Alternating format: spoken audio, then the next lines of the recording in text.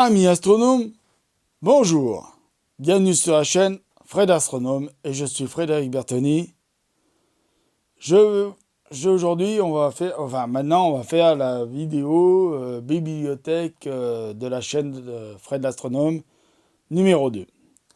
Donc, je vais finir les bouquins que je vais vous présenter dans la première vidéo, mais qui était très longue, qui a fait plus de 22 minutes presque. Et donc là, je vais vous présenter deux petits bouquins sur lesquels je vais beaucoup travailler jusqu'à la fin de l'année, entre autres, parce que c'est des vidéos que je vais vous présenter à la fin de l'année après la série vidéo Trou Noir. Donc voilà. Le premier, c'est celui-là. Donc j'essaye de vous présenter. Tac. Voilà. Donc ce petit bouquin, c'est le LHC, donc Large Hadron Collisionnaire. Enquête sur le boson de Higgs. C'est donc de Michel Davier.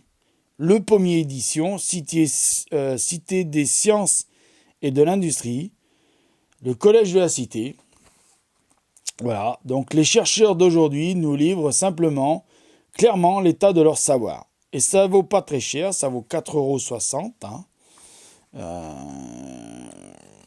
Sur la Fnac, je suis pas sûr que vous le trouviez, donc je vais vous donner www.cité-science.fr/collège, je vous le mettrai en bas. www.édition-lepommier.fr, je vous le mettrai en bas. Voilà. Donc, pourquoi la mise en route du LHC, le plus grand accélérateur de particules du monde, le plus complexe instrument scientifique jamais construit, est-elle si importante?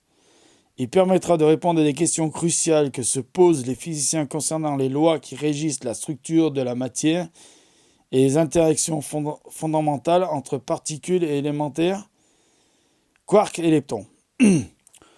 On attend en particulier la mise en évidence du mythique boson de Higgs, une particule d'un type nouveau prévu par la théorie mais qui n'a encore jamais pu être observé. Sera-t-il au rendez-vous ou la théorie devra-t-elle être révisée? Quelle que soit la réponse, le monde de la physique des particules s'apprête à connaître des développements spectaculaires. Voilà. Donc ça a été écrit par Michel Davier et professeur à l'université Paris-Sud 11 depuis 1975 et dirige les recherches en physique des particules au laboratoire de l'accélérateur linéaire CNRS, IN2P3 et UPS à Orsay. Il est membre de l'Académie des sciences. Ça veut dire en général que le gars, il est pas bête. Voilà, donc, premier petit bouquin pour la deuxième vidéo, la bibliothèque de Fred l'astronome. Et le deuxième, après j'en ai d'autres bien sûr, mais le deuxième, c'est le Collège de la Cité, donc encore, édition Le Pommier, encore, Cité des sciences et de l'industrie. Donc ce livre a été écrit par deux scientifiques, Gilles Cohen-Tenuji et Michel Spiro, qui nous parle de ce bouquin qui va avec l'autre, là que je vous ai présenté, le vert, Particules élémentaires et cosmologie des lois ultimes. Voilà. Donc, les chercheurs d'aujourd'hui nous livrent clairement l'état de leur savoir. Voilà, donc ils disent tout simplement comment retracer l'histoire de l'univers. Deux chemins sont possibles pour sonder la matière aux plus petites échelles possibles, ce qui permet de voir les aspects de l'univers tels qu'ils étaient peu après le Big Bang, ou bien observer la lumière telle qu'elle a été émise loin dans le passé en observant les objets situés aux confins des zones accessibles à notre observation. La mise en service du LHC, le plus grand accélérateur de particules, permettra peut-être de résoudre certains des défis et des apparentes contradictions soulevées par ces deux approches d'intense bouillonnement intellectuel qui accompagnent ces recherches fait présager une révolution scientifique de grande ampleur. Donc voilà, Gilles Cohen-Tenuji est physicien théoricien dans le domaine de la physique des particules, chercheur émérite au CEA. Michel Spiro est directeur de l'Institut national des physiques nucléaires et de physique des particules, IN2P3, au CNRS et délégué français au conseil du CNRS. Alors, Michel Spiro, je sais que ça va en faire réagir certains, mais c'est pas les petits robots Spyro, là. Enfin, voilà, quoi. Vous avez compris, quoi. C'est un gars qui est quand même assez intelligent. Voilà. Donc, ça, c'est le bouquin que j'ai lu, hein, et que je vais relire. Le deuxième bouquin que je vais vous présenter maintenant, c'est un écrivain que j'ai acheté d'autres bouquins à lui que je vais vous présenter plus loin. C'est donc un bouquin qui a été écrit par Monsieur Étienne Klein. Voilà. Discours sur l'origine de l'univers, chez Flammarion, NBS. Ah, je ne vous ai pas dit le prix de l'autre petit bouquin, mais je crois que c'est à peu près pareil, 4,60 €. Et donc celui-là, il fait 17 €. Excusez-moi, hein, je ne vous avais pas dit le prix de l'autre bouquin. Donc Monsieur Étienne Klein, il dirige le laboratoire de recherche sur les sciences de la matière au commissariat à l'énergie atomique CEA et enseigne à l'école centrale. Il a notamment publié aux éditions Flammarion les Statiques de Chronos 2003. Il était 7 fois la révolution, excusez-moi, Albert Einstein et les autres, 2005, et Galilée et les Indiens, 2008. Des bouquins que j'ai pas lus, mais celui-là, je l'ai lu. Un discours sur l'origine de l'univers que j'ai lu, chez Flammarion, 17 €. Je vous le conseille, mais vraiment. Voilà. Donc je vais un peu vite sur cela parce que... Alors, ayez quand même une petite base en philosophie. Parce que le monsieur est assez philosophe dans ses discours. Voilà, je vous préviens, c'est tout, je vous le dis. Un autre bouquin de physique que je vais vous présenter maintenant. Parce qu'après, je vais vous présenter un petit bouquin pour les débutants en astronomie. Vous verrez. Donc celui-là a été écrit par Bernard Valeur. Et celui-là, je vais le conseiller même à l'infographiste qui s'est permis de me donner des leçons. Ah. Il s'appelle Son et Lumière. Belin pour la science. Alors, c'est pas Jean-Michel Jarre, hein, c'est bien Bernard Valeur qui l'a écrit. Hein. Et professeur émérite au Conservatoire national des arts et métiers. Il mène ses recherches dans le domaine de la photophysique et de la photochimie en collaboration avec l'École normale supérieure de Cachan et le CNRS. Il est l'auteur de Lumière et luminescence 2005 de la même collection, que je n'ai pas lu, je vous le dis, mais celui-là, je l'ai lu. Donc voilà, je viens de m'apercevoir qu'il faudra que j'achète un livre en plus, qui s'appelle Lumière et luminescence. Voilà. Donc je lis même que c'est un ouvrage publié avec le concours du Centre national du livre. Et il vaut 23 €, édition Belin. Voilà. La FNAC aussi, pareil, comme pour M. Étienne Klein. Donc maintenant, le dernier petit bouquin que j'ai lu, je vais le conseiller plus aux astronomes amateurs qui voudraient commencer à mettre le pied dans le monde de l'astronomie. Et vous avez le droit, puisque comme je l'ai dit dans une vidéo précédente, on a le droit de tout faire en France. Vous avez le droit. Voilà. Donc ce bouquin, voilà, je vous le présente. Hein, voici la couverture. Il s'appelle tout simplement La découverte du ciel. Donc il parle de planètes, étoiles, constellations, sachez les repérer. Un guide pratique pour observer le ciel. Donc je le présente, il est écrit par Emmanuel Baudouin, de chez, alors c'est Dunon, hein, Dunon, chez Dunon, et il coûte 15,90 €. Alors les prix que je vous donne, il coûtait 15,90 €. Donc le monsieur qui a écrit ça, et je vais donc vous le présenter, c'est monsieur Emmanuel Baudouin. Alors je ne vais pas vous le présenter là en vidéo en personne, je vous présente, je vous dis qui il est. Hein. Donc c'est Emmanuel Baudouin, et enseignant-chercheur à l'Université de Provence. Il photographie le ciel depuis près de 25 ans et collabore régulièrement à la revue Ciel et Espace, dans lequel il a publié plus d'une centaine d'articles. Alors, la revue Ciel et Espace, je vous rappelle ce que c'est. Ciel et Espace. Ciel et Espace. Abonnez-vous à Ciel et Espace. Hein, comme abonnez-vous à ma chaîne. Mais abonnez-vous à Ciel et Espace. Voilà. Parce qu'il y en a marre des magazines qui disparaissent. S'il vous plaît, Si vous êtes vraiment intéressé par l'astronomie, abonnez-vous à Ciel et Espace et n'allez pas les acheter toujours dans les librairies. Même si, au risque de dire ça, ça va faire couler les librairies.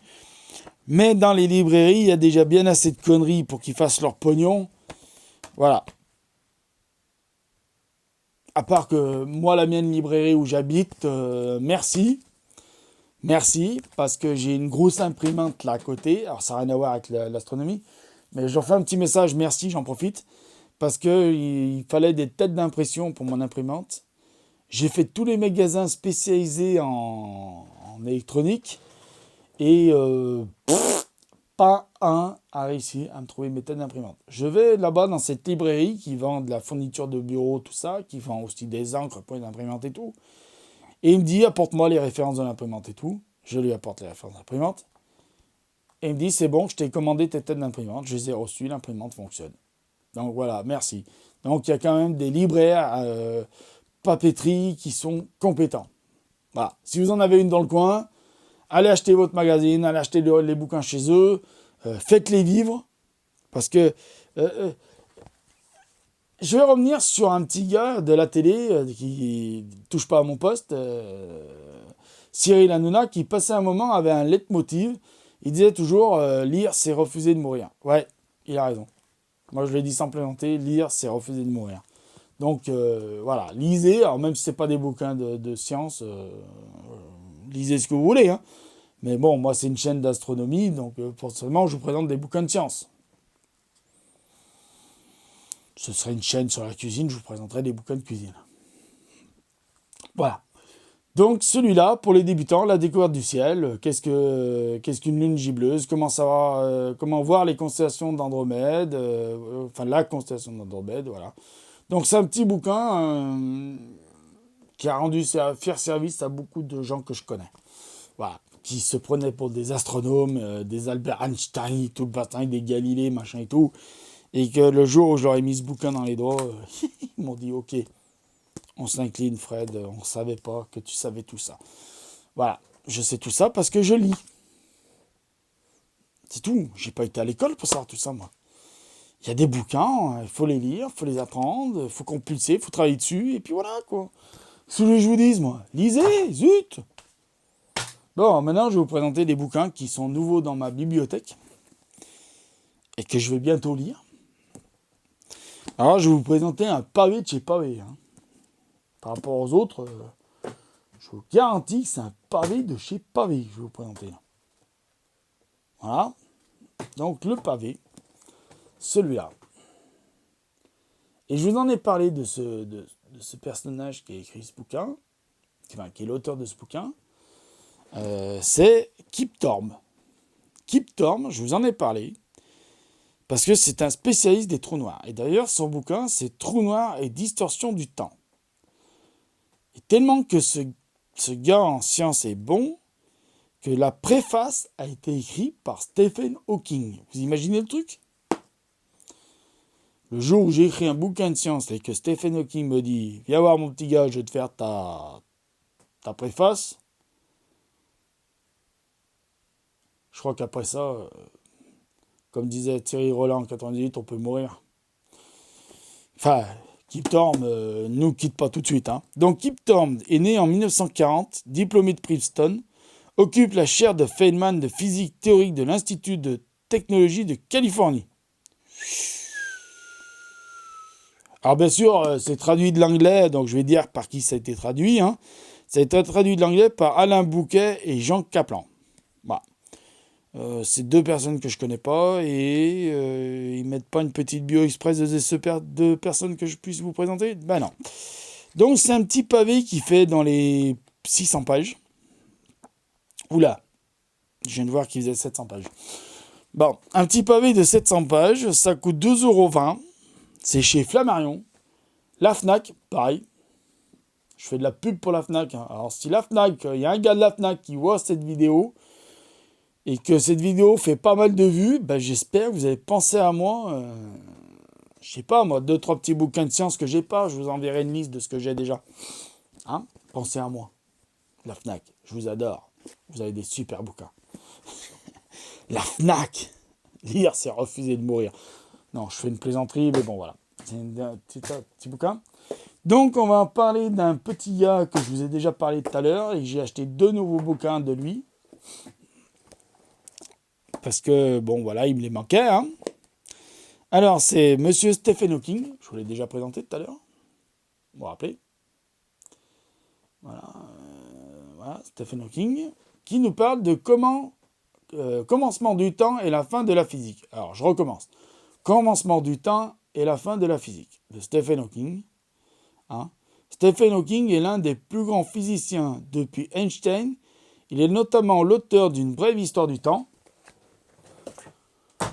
que je vous ai présenté. Le temps que ça fasse la mise au point. Mise au point, s'il vous plaît. Voilà. Brève histoire du temps.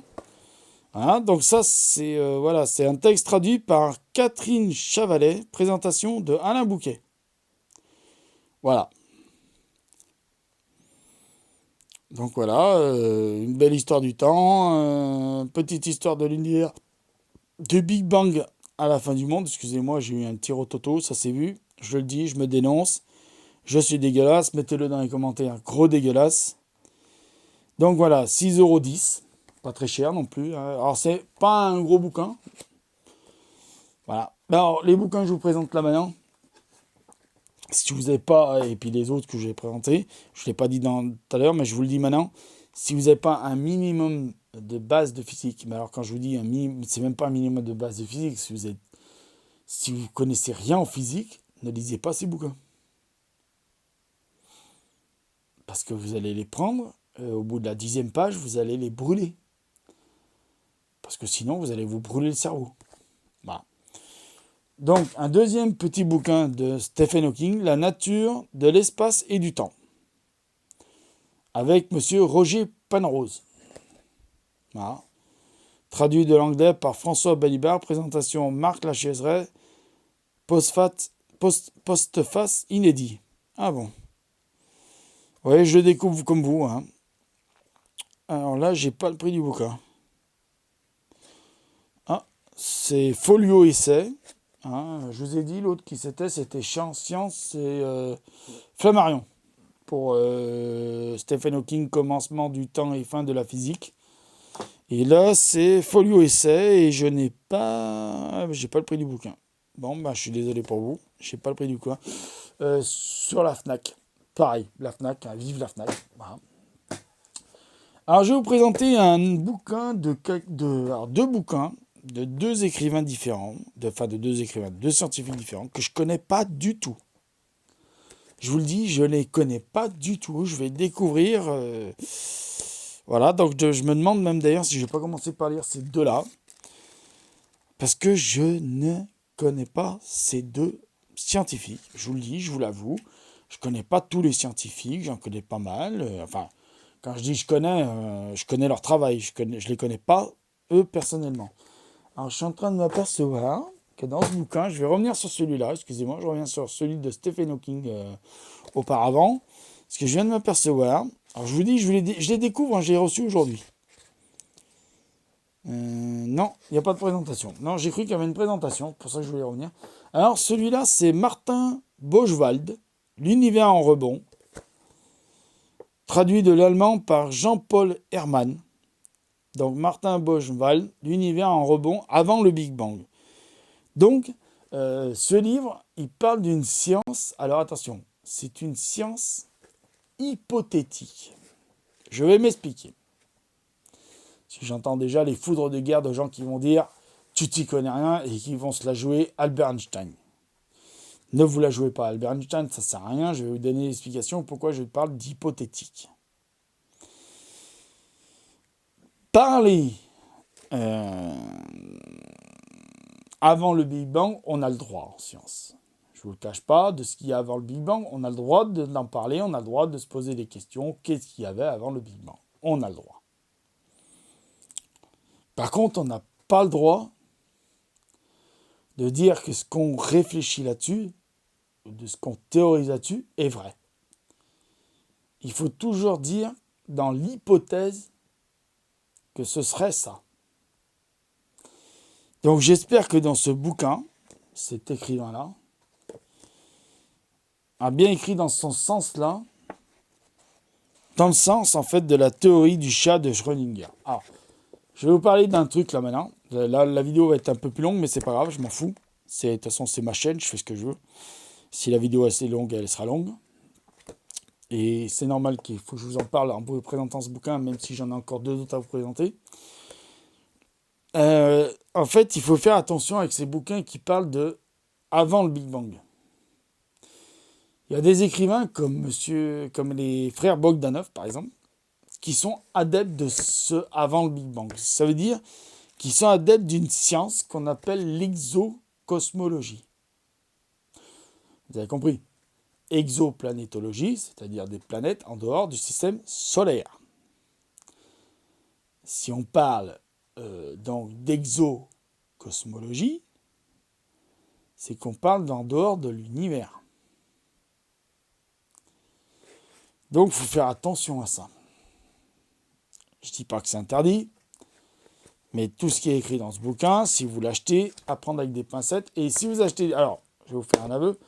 J'ai des bouquins des frères Bogdanov parce que je m'intéresse un peu à leur travail, parce que je veux voir dans quel sens ils vont sur cette histoire de avant le Big Bang, parce qu'il y a des scientifiques de renom qui s'intéressent un peu à ce qu'ils font. Comme je dis toujours, c'est pas parce que tu sais parler que tu es forcément intelligent. C'est pas parce que tu as des diplômes et que tu as un doctorat que tu es forcément légitime et que tu es forcément coréen, que tu sais de quoi tu parles dans ce que tu dis quand tu parles de avant le Big Bang. Voilà. Donc il faut faire gaffe. Voilà. Mais je vais le lire quand même, parce que c'est très intéressant de savoir de ce qu'il lui il en pense, de ce qu'il pourrait y avoir avant le Big Bang. Donc c'est à prendre avec le conditionnel. Alors pourquoi je parle du chat de Schrödinger? Parce que nous, en fait, les scientifiques comme Schrödinger, on a pensé à une expérience de pensée. Donc le chat de Schrödinger, qu'est-ce que c'est cette histoire?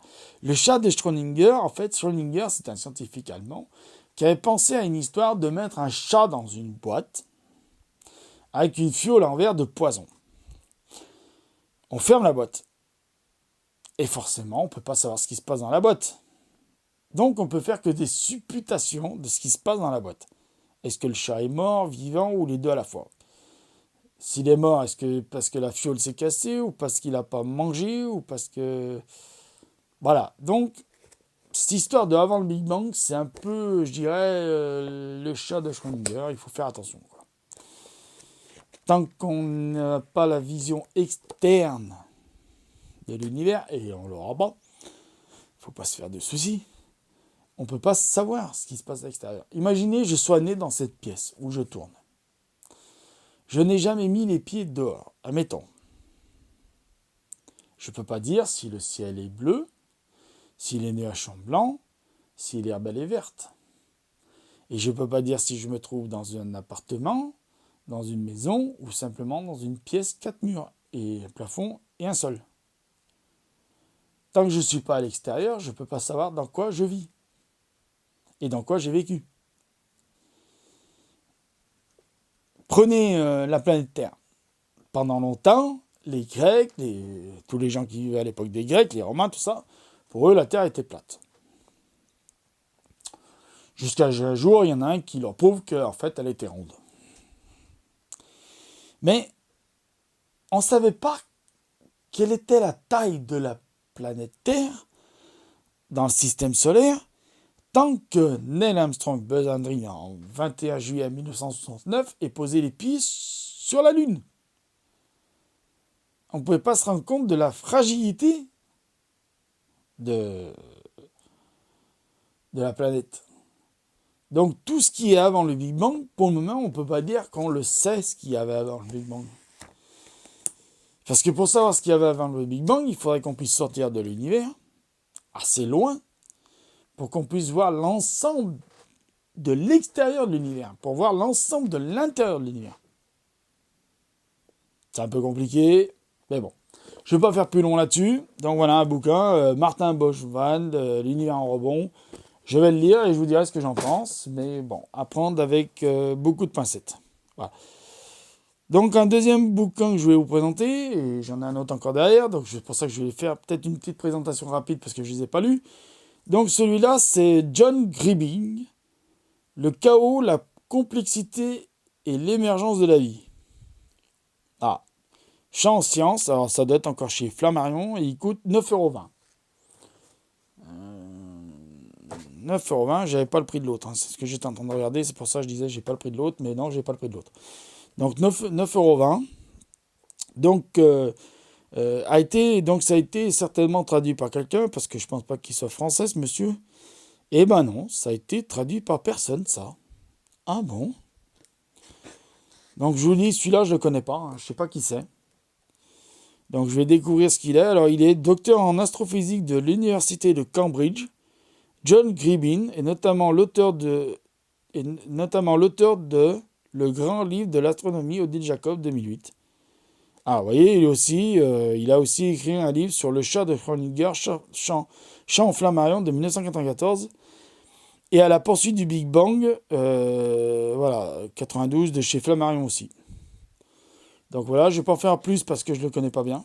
Je sais pas qui c'est, je vais découvrir le bouquin, voilà. Et là, nous avons donc, alors lui, je le connais. Je le connais. Je le connais pas personnellement, j'ai jamais rencontré, mais je connais son travail. Je connais son travail parce que j'ai lu beaucoup de ses thèses à lui. Et notamment, pourquoi j'ai lu beaucoup de ses thèses? Parce que monsieur Jean-Pierre Luminet, Les Trous Noirs, et ça faisait longtemps que je l'attendais, ce bouquin. Longtemps que je l'attendais, même s'il est apparu il y a longtemps, mais j'arrivais pas à le trouver, il était en rupture de stock parce que tous les gens qui s'intéressent aux trous noirs comme moi se sont jetés dessus. Donc voilà, et j'ai réussi à l'avoir grâce à quelqu'un de la FNAC. Donc je le remercie s'il se reconnaît dans la vidéo, il m'a promis qu'il regardera la vidéo quand elle apparaîtra. Donc voilà, je te remercie mon gars, merci, t'es un pote. Maintenant tu peux le dire, t'es un pote de Frédéric Bertin. Voilà, donc Jean-Pierre Luminet, astrophysicien à l'Observatoire de Meudon, directeur de recherche au CNRS, spécialisé de renommée mondiale de cosmologie et des trous noirs. Il est l'auteur de nombreux ouvrages alliant science et littérature. Voilà. Donc les trous noirs, je vais le lire aussi parce que je ne l'ai pas lu encore. Voilà, ça c'était les bouquins que j'avais pas lus. Donc voilà, je vois que la vidéo est très très longue. Hein, peut-être que je vais faire un montage en 2 parties. Donc voilà. Parce que je vois qu'elle est très très très très très très longue. Voilà. Donc je vous dis, amis astronomes, lisez. Lire, c'est refuser de mourir. Mettez l'œil à l'oculaire. Ou mettez-le au ciel comme ça sans instrument. Ça peut être joli aussi. Mettez tous les commentaires que vous voulez, les petits pouces en l'air, les petits pouces en bas. Abonnez-vous à la chaîne. J'étais ravi de vous avoir fait ces vidéos. Elles sont très longues, mais tant pis. Basta, vous en aurez pour votre pognon pour une fois. Non, je plaisante, c'est gratuit. Donc je vais vous dire, cher ami astronome, salut, abonnez-vous, mettez l'œil à l'oculaire, faites de l'astronomie, lisez des bouquins, regardez la télé, regardez les matchs de foot si vous voulez regarder les matchs de foot, détendez-vous, vive la paix, vive la France, vive la République, vive nous. Amis astronomes, au revoir.